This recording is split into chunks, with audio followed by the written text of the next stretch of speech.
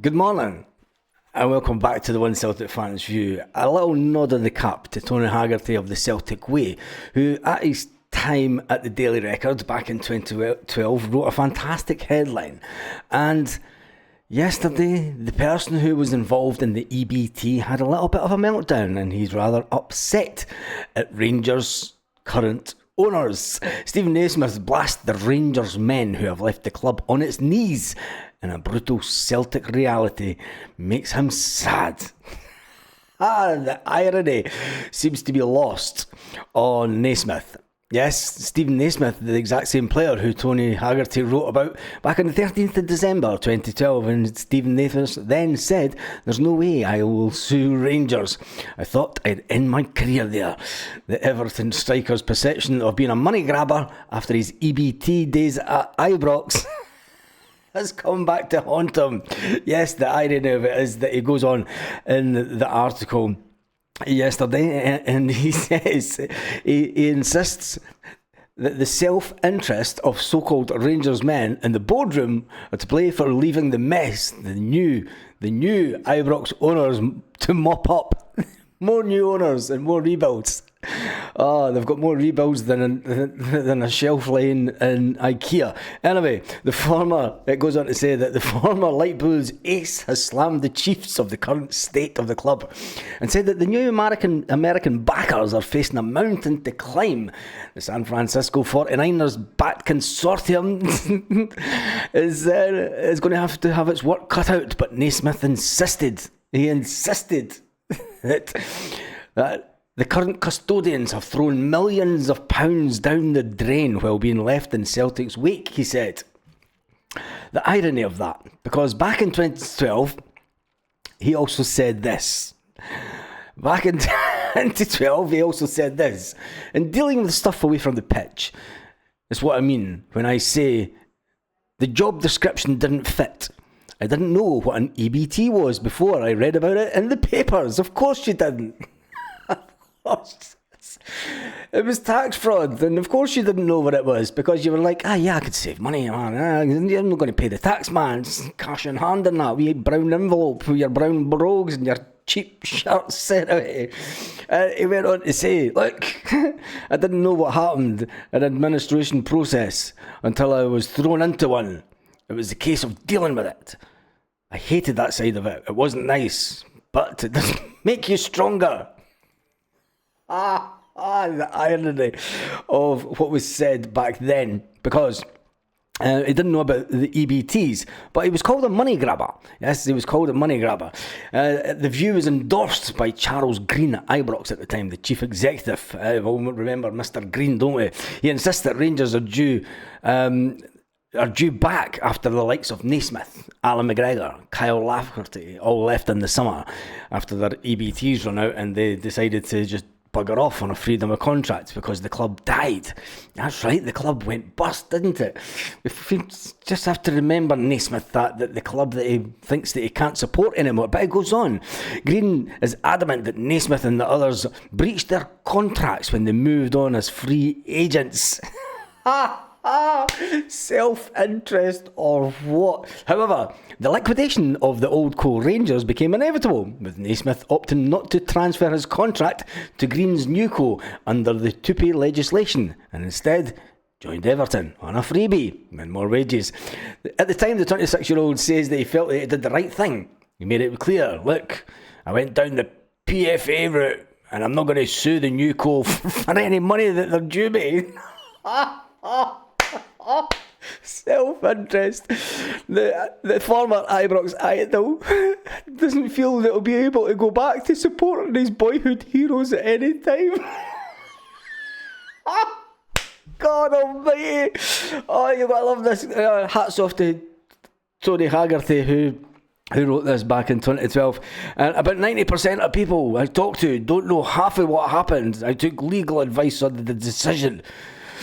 There's so much going on in so many different cases. People think it's one big thing and names get thrown about in the pot. People want to say things, but they don't know everything. The closest to me know exactly what happened. You're never going to make everyone happy, he said. He said, if you asked me before we went into administration, I'd stay at the Rangers for the rest of my career. I probably said yes, but circumstances have changed. I need to make decisions. You don't want to, but you need to make them. To be honest, at this moment, I wouldn't go back to Ibrox for a game. A lot of fans aren't happy with what went on. Jesus Christ. Oh, this is beautiful. I wouldn't say it hurts me. It's just part and parcel of the situation that we're in at the moment. It's probably still raw. In fact, I played for Rangers for 5 years. I won trophies. I won leagues. I was involved in Europe, and I saw the team go bust and get liquidated and die.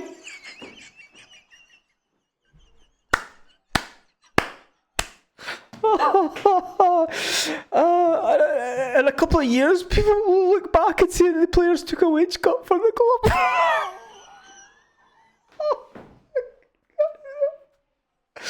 I can't. People might think there was agendas. Oh God, calm. In an ideal world, this wouldn't have happened. But the new club now, and it's their stance. Even calls them a new club. He said it's right that players left. They have their stance. That's that. Things change. In the coming months, things might get resolved one way or another, and we can move on. He said at the time, in the hands of the lawyers. Well, it's just what it is, isn't it? I felt I was free to move, and I did. All I was interested in was playing football and doing well for my career. Naismith bears no ill to the Ibrox owner Green. Stated in the summer, Sevco is not the. He said, this is a quote from Naismith. He says he announced that he was leaving and that Sevco was not the club he once knew. He now reckons that fans have the perspective of that same new club. That was in 2012, and a big shout out to Tony Haggerty who wrote that piece. Now we'll get to the article from yesterday. Yes, the article from yesterday. Where Stevie Naismith is, we look at the things, the new owners, this is what he said yesterday. The new owners, incoming owners will have their work cut out because of the actions of the current custodians in throwing millions of pounds down the drain. Left Celtic's wake. Oh, Jesus. It then goes on to say, look, in terms of recruitment, style and quality, the squad, the trophies have won, Celtic are way in front. It's a combination of years of terrible decision-making on recruitment.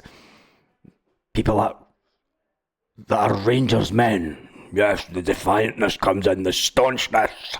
People that are Rangers men saying, we're going to do this, we're going to do that. Now look, they're away. Just like they're away, yes. Just like the staunchness and the Stephen Naismith back in 2012, gone up sticks and boof, out the door, taking their cash and running.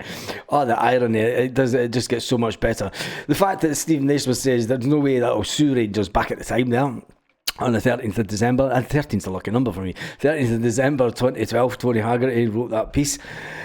And then yesterday, Naismith blast the Rangers men who have left the club on its knees, and Celtic brutal reality makes him sad. Jesus, the irony of it all. The EBTs, he didn't know what an EBT was. Yes, it is just another case of another meltdown. He goes on yesterday to say it's a combination of years. They've done their best for the club, which suits themselves, and that's been from managers to further up the food chain. That's why the club's so far back. They've lost so much money over the years. That's because everyone has just been taking it. It's been a cash cow, isn't it? The problem is, I think they need real people that want the best for the club and not for their self-interest.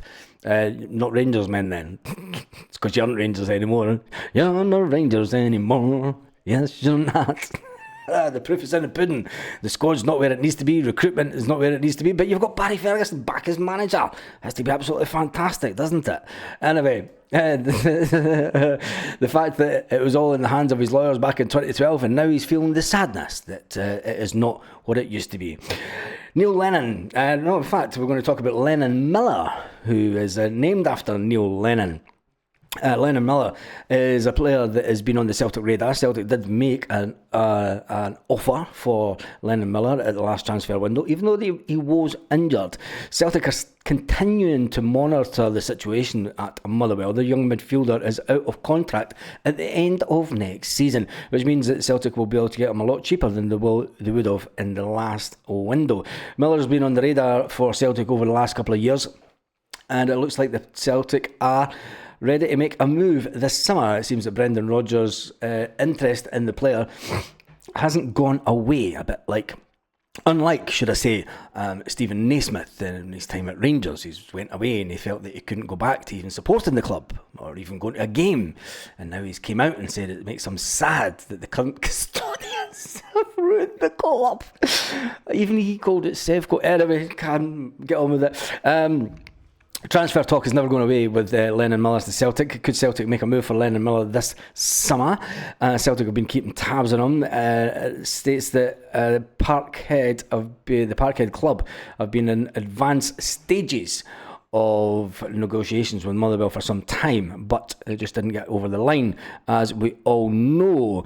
There is a German club, Eintracht Frankfurt, that are keeping tabs on the youngster also, so it'll be interesting to see how quick that Celtic make a move for the player this coming window and in the summer window. I did say last night about Jude Bonner, whose contract is also up at the end of next season. Could Jude Bonner be the player to come in and boss that midfield, whose initials are JCB? You never know.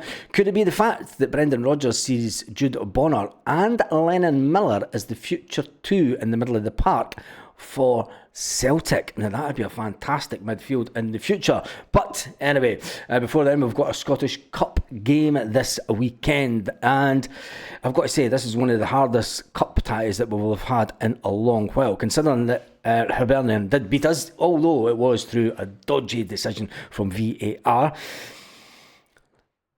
Neil Lennon says, look, it's, when you see the fact that David Gray got the best of Celtic just a couple of weeks ago at Hibernian, he said it's quite easily to see that they could cause an upset in the quarter-final at Celtic Park, but it is at Celtic Park, and Celtic have been pretty much phenomenal at home this season. Any goals that we have lost on an ongoing basis have been away from home, and Celtic Park just seems to be okay. I think that we will get through it. It was a good tactical plan that Hibs used, and you've got to say, fair play to Hibs, because the team that was languishing bottom of the SPFL for pretty much quarter of the season have ranked ourselves way up and got into the top 6, which is no mean feat. And let's not, that's the fact that they have, and it just shows you when you get a decent manager in, and a lot of clubs are complaining about, Celtic being in, and fans are saying, Celtic have got too much money. Celtic, get a good manager in, and you can see how Hibernian, who were ranked rotten and bottom of the league with Hearts, and it looks like there was a possibility that both of them could be in relegation zone come the end of the season, but Hibs dug in and dug deep, and they've got a good manager who knows how to play football. And I've got to say, it might not be all Celtic's way. It might not be all Celtic's way at the game this weekend. David's done remarkably well, says Neil Lennon. You've got to give him a huge amount of credit for staying firm and believing in his players when a lot of people had washed their hands of him. It didn't look great for David and the players at the start of the year, but what I've seen there is organisation and the way that they're playing, said Neil Lennon. At Celtic last week, they played a really brave high line.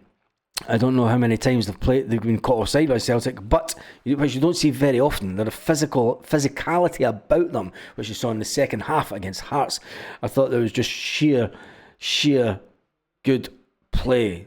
And Neil Lennon is highly impressed the way that Hibs are playing at the moment. We'll start talking about that game tonight. It is Tuesday evening. We'll talk about that at 8 p.m. Celtic Park tonight. What do you think about the EBT guy and his little meltdown saying, Jesus, you couldn't give him a brass neck with a blowtorch, that lot, could you? Anyway, on that note, have an absolutely fantastic Tuesday, Celtic fans, wherever you are, all around the world.